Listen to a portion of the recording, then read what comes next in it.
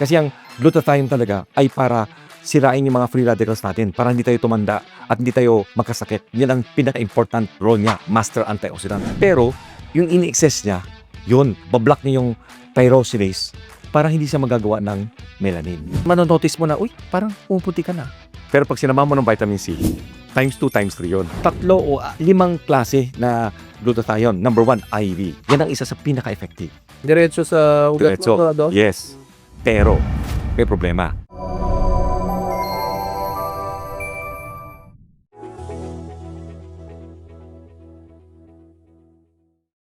Good day mga kababayan at welcome sa isang bagong episode ng Medico.ph kung saan walang mali sa mga speaker nyo. Iba yung boses namin ni Doc ngayon dahil ako galing sa Sipol, siya galing sa Paos. Pagpasensyahan nyo na lang sana, pero maganda naman yung topic namin ngayon kaya baka naman pagsagaan yung pakinggan kami.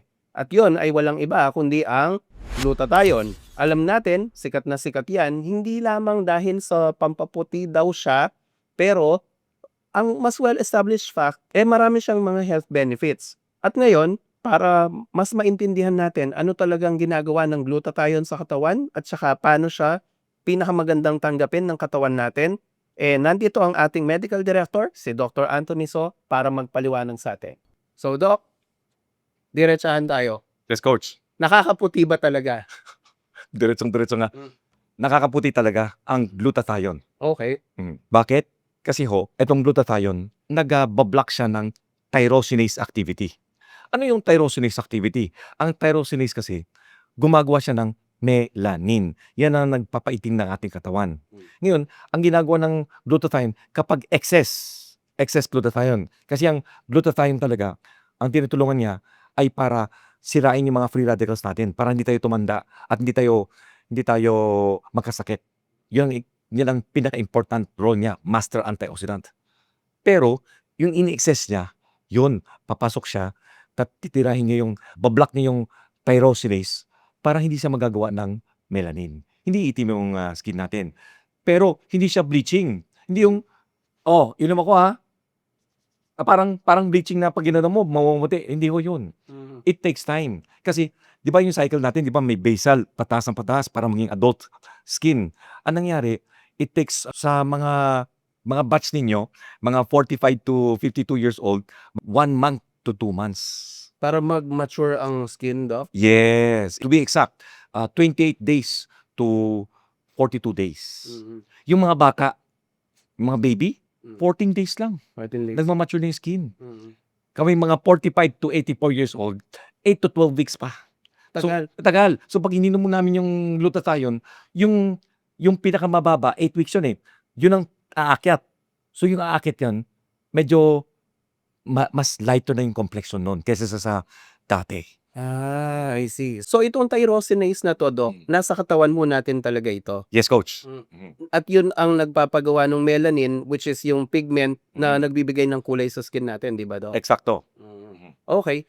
Pero, pag yung glutathione, natural din to sa katawan natin, di ba, Doc? Yes, gumagawa tayo ng glutathione. Unlike yung vitamin C, hindi tayo gumagawa ng vitamin C. Glutathione gumagawa tayo. Ganyan ka-importante. Pero kulang pa rin. Kasi depensa nga sa free radicals Yes. sa aging, di ba, Doc? Yes. Ngayon, so, kung yung papabayaan mo lang yung glutathione na likas sa katawan mo, hindi ka puputi, di ba, Doc? Hindi. So, kailangan mong mag-take in from the outside para sumobra, sabi nyo nga, at pigilan niya yung natural na kulay ng balat mo, which is brown or darker, Yes. dahil sa melanin natin. Yan. Okay. So, sa yung train of thought mo, di ba, gusto ko gulay lang. So, ang pinakamataas na sulfur, kailangan may sulfur eh. Kasi yung glutathione may sulfur content yun eh. Kailangan ng mga cruciferous vegetables like cabbage, broccoli, mga ganon. Green leafy na, Doc. Yan. Tapos, pag kumain akong tataas ang glutathione ko. Pero sabi ng katawan, oy, tama na yung may glutathione ka na. Ang katawan kasi, hindi greedy katulad natin greedy eh. Hindi sila greedy eh. So, okay na, sapat na sa depensa natin. Hindi na sila mag-a-accept pa para tumaas ang glutathione. So, pag puputi tayo, hindi ganyan kaputi. I see. So, pag kinuha mo lang sa pagkain, ilalabas lang din ng katawan mo. Yan. Kasi excess na yan eh. Hindi na niya kailangan eh. Okay. So, kung gusto mo talagang pumuti, I mean, wala, eto walang shaming ng kulay. Yan hong kulay natin, lalo na tayo mga Pilipino, karamihan sa atin, kayo manggi, likas yan kasi nga dinidepensahan ng katawan natin sa araw di ba, Dok? Yung tama. melanin. Tama. Kaya nga ang taong puti or Caucasian, pag pumunta sa mainit na bansa, mas likely siyang magka-skin cancer, di ba, ho, Dok? Yes. So, wag mo ikahiya yung kulay mo. Yeah. Gayunpaman, naiintindihan namin, socially, minsan mas attractive sa tao yung may kaputian.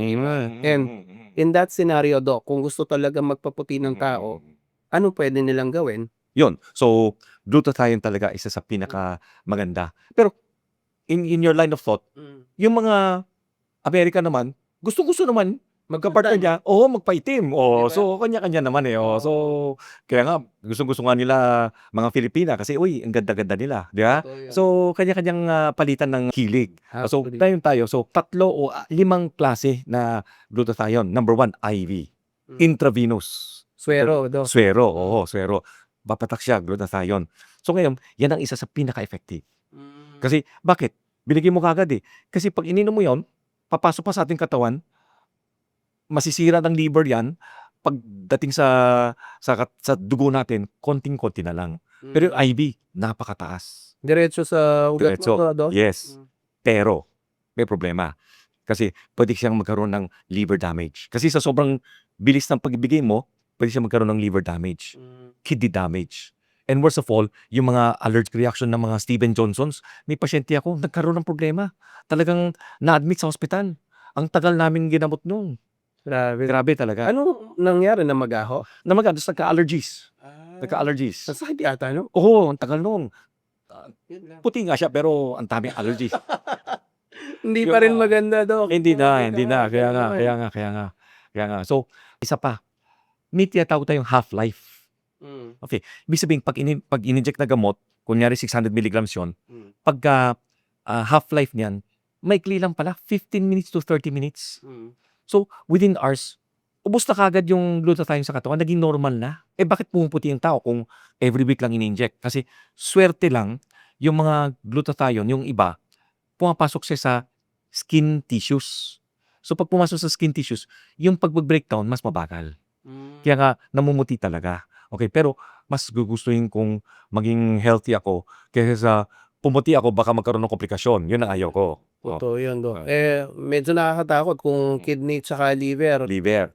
Lalo na yung kidney, Doc, hindi na mapapalitan yan di ba? Hindi na. Oo. Well, pwede ka mag-transplant pero yung quality of life mo, Hindi kanya gaganda. tagilid. So, ito, may tsansa. Okay? Hindi naman lahat ng papa-injection tatamaan. Oo. May tsansa. Pero kahit na may tsansa, ayoko rin, di ba? Oo nga. Medyo pagtsatsagaan ko na yung kulay ko kesa i-risk ko yung, kumbaga, iningatan mo, hindi ka nagbisyo, hindi ka nagpapayat ka, di ba? Tapos sa glutathione pala tatamaan. Tapos, pwede ka naman mag-second choice, yung oral. Oral. Okay, Tablets, Doc? Tablets or capsule. Okay. Pero yung oral, yung reduced glutathione, yung mga glutathione, kasi yung enzyme na gamma glutamyl transferase, GGT, na sasakyan, pag inom mo ng glutathione, yung glutathione, 3 protein yan protein, 3 amino acid. Glutamine, glycine, tsaka cysteine. Pag inom niya, ang ginagawa ng katawan natin, binibreakdown niya into simple glutamine, separate to glycine, separate to cysteine. So ngayon, pag inabsorb mo, wala na yung epekto. Mababa na lang.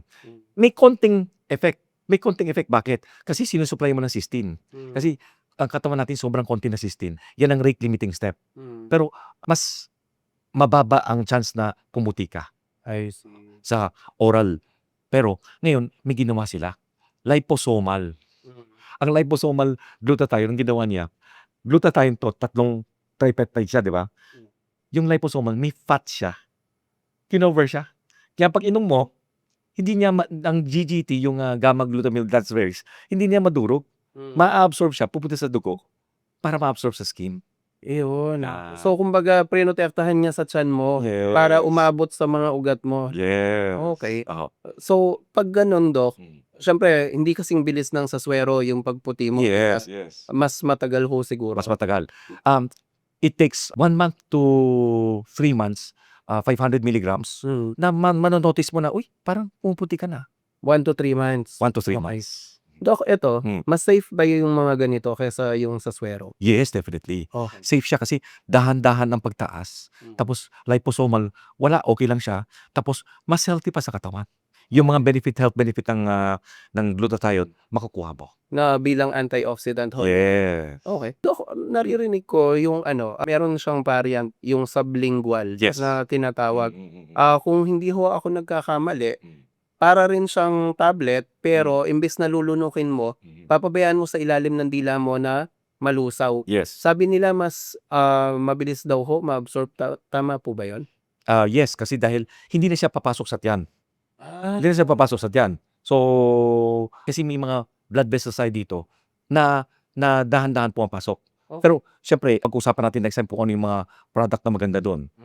Then, yun, maganda siya sa katawan natin. Tataas ang glutathione levels mo. Okay. Shoutout lang namin yung Oxythione.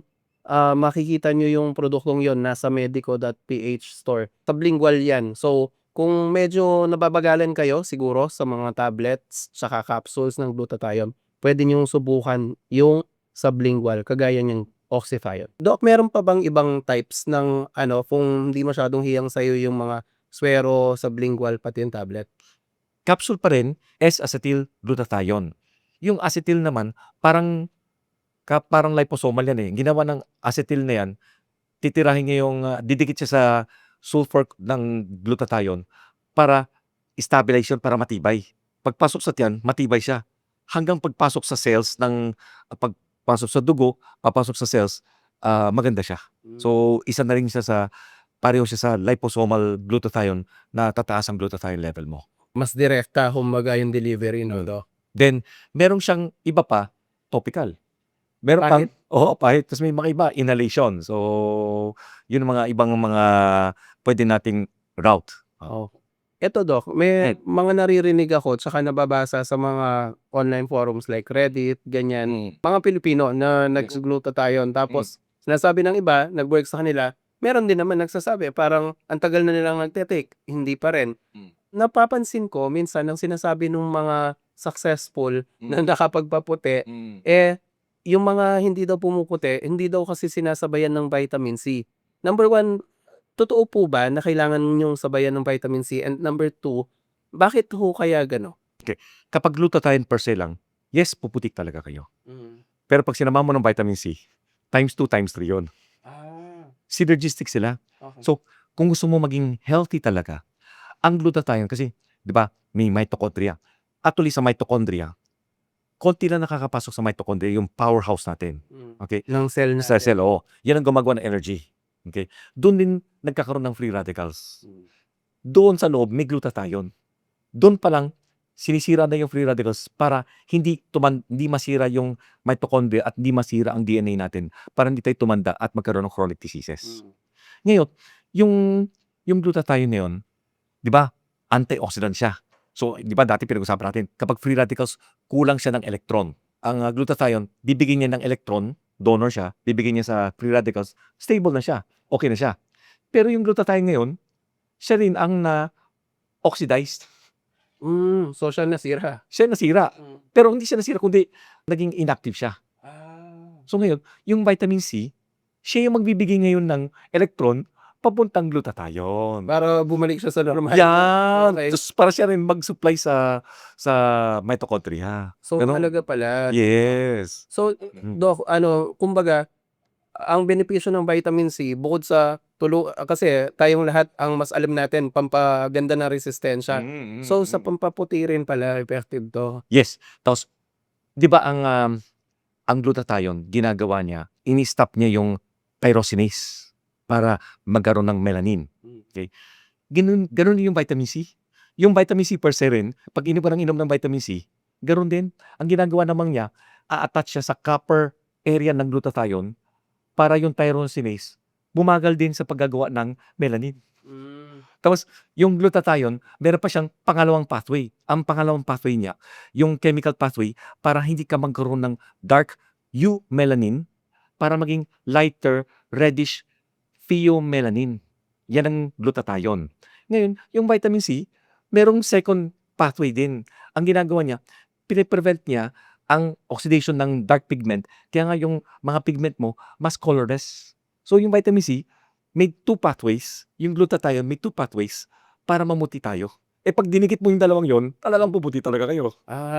So Doc yun, medyo technical yung alam, well, hindi ako doktor, marami sa inyo hindi rin naman doktor. Tatanungin ko ng mas simple si Doc para maintindihan nating lahat. Bear with me. So Doc, ibig niyong sabihin, ang glutathione itself, kung ite-take mo, makakaputi. Yes. Ang vitamin C, kung walang glutathione ite-take mo, makakatulong pa rin. Makakatulong din sa Oo. pagpaputi. Pero kung tinake mo silang dalawa, mas okay. Synergistic, imbis na 1 plus 1 equals 2, naging 1 plus 1 equals to 3 to 4 or to Okay. 5 pa. So yun, kung gusto nyo talagang mas observable tsaka mas mabilis yung pagpapuputi, kung yun yung goal nyo sa pag-take ng glutathione, yung vitamin C, wag nyo nang tipirin. Dahil bukod sa makakatulong sa pampaputi ninyo, sa general health natin nakakatulong. By the way guys, kung naghahanap kayo ng vitamin C na ipaparis nyo sa oxythione o kung ano man ang tinetake nyo na glutathione, whether suero yan or tablet yan, ang isang marerekomenda namin ni Doc ay itong True Alkaline C. Marami na sa inyo ang nakasubok nito. Maganda yung feedback so far. Kasi nga, sabi ni Doc, ang kagandahan nito ay Number 1, alkaline. So, ang daming Pilipino na puro acidic. Ito, alkaline, nakakatulong siya at hindi siya nakakasikmura. Pangalawa, pharmaceutical grade siya, quality siya. Nakakatulong to sa immune system natin, sa mga endothelium system, circulation natin nakakatulong. So, goodbye. Doc, na-mention nyo pharmaceutical grade. Anong pinagkaiba nun sa mga ibang ordinaryong vitamin C? Pag binukas mo yung capsule niya, hindi siya powder crystal siya. So, mas pag nilagay mo sa tubig, talagang after 10 seconds, mawawala. Maging tubig na lang siya. Malalasahan mo na lang siya. Ibig sabihin, magandang quality niya, magandang absorption. Tsaka, kumbaga, yung content niya ng vitamin C, hindi tinipid. No, Doc? Kumbaga, i-deliver niya talaga sa inyo yung vitamin C needs na maaaring hindi nyo nakukuha sa daily diet ninyo. Alam nyo naman, yung pagkain ngayon, hindi na katulad ng dati dahil sa farming techniques natin, hindi na ganun ka-organic, kumbaga, no, Doc? Kumbaga, nag-evolve na yung mga sources ng vitamin C from their old form. Ngayon, yung mga prutas, parang sabi nga nila, in-engineer na para maging matamis, hindi pa maging masustansya. Tama. So, yun, kung kailangan yung punuan yung vitamin C needs nyo, and kung gusto nyo ng kapares ng glutathione ninyo, try nyo lang. 100 capsules to, murang-mura lang. Nasa store.medico.ph. Meron po tayong COD, pero kung gusto nyo magbayad via GCash, credit card, Maya, available din. So, ayun po. True Alkaline C. Subukan nyo. So, ayun pala, Doc. Kailangan natin both yung vitamin C saka yung glutathione. And scientifically proven naman na nakakaputi ho talaga, di ba? Yes, definitely. Scientifically proven. Sige. So, yun na muna. Maraming nagwa-wonder kung yung glutathione ba effective. Ang sagot ng mga doktor, definitely effective yan. Pero, hindi all the time. Kasi, depende sa pagte-take mo kung suwero ba yan, mas mabilis. Yun nga lang, meron konting kailangan i-manage na risk. Kaya, pumunta kayo sa mga doktor na nag-administer na very credible and refutable. Pero, kung gusto nyo naman yung mga tablets, sublingual, and yung mga mas bago na form ng delivery nito, pwede rin naman. Sa part 2 po ng video na to, i-discuss namin ni Dr. So kung ano naman yung health benefits maliban sa pampaputi nitong glutathione. Actually, para sa marami sa inyo, alam ko, hindi masyado kayo sa aesthetics, mas gusto nyo yung healthy saka high quality life. So doon, matutunghayan natin kumbaga kung ano yung mga mabibigay pa sa'yo ng glutathione maliban sa simple na pampaganda at pampapogi lang. Anyway, this has been Glenn, the Managing Director of Medico.ph, along with my partner in health, Dr. Anthony Sor, nagsasabing stay happy, stay healthy, and sana pumuti kayo hanggang sa kilikili. Bye-bye!